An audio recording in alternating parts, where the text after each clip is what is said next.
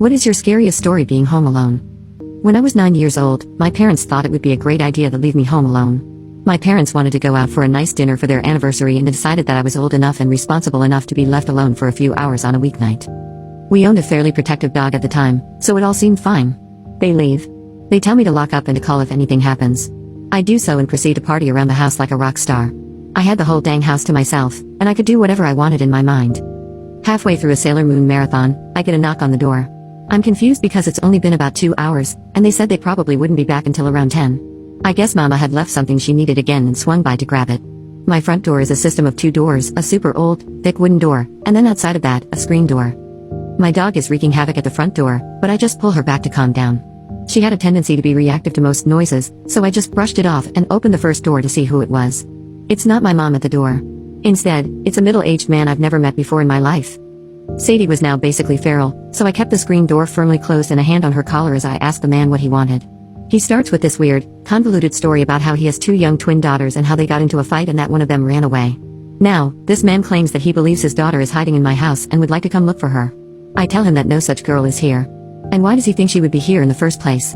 He goes on to tell a long story about how this was the house they first lived in and how it's the one she was born in. He explains how it was a safe place for her and would be the most likely place she would run away to. It was really the only other place she knew, and he desperately needed to come inside to get her. I start to feel kind of weird and regret opening the door. I know something weird is going on, and I inform the guy that he must have the wrong house. I told him this house was built and has been lived in by my family since its construction.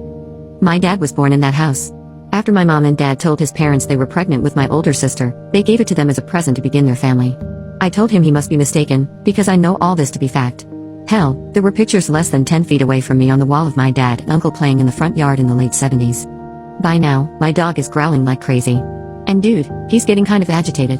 He insists that I don't know what I'm talking about and that if I would just give him a few minutes to search for his daughter, he could be on his way. The latch on the screen door was broken, and I was using all my strength at the time to hold my dog from the door. He opens the screen door with one hand and, with the other, reaches for my closest arm. My crazy dog goes absolutely ballistic. She uses all her strength to lunge. She gets a hold of his hand and bites down. Now the man is yelling and confused. He pushes back against the screen door and slams it shut to get my dog off of him. Sadie gets pushed back indoors but is still raging. I quickly slam the front door, lock it, and chain it shut. I run around the house and make sure all other doors and windows are locked. Then I hunker down in the bathroom, hyperventilating, and wait about 15 minutes till Sadie's growling is calling something.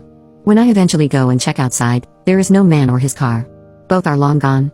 I call my parents and tell them they need to come home right now, please. When they get home, I recount the whole story. Dad goes to check the front door. And sure enough, on the screen door inside of the house, there is a large smear of blood. Sadie was treated like a queen and got a whole steak for her to eat that weekend.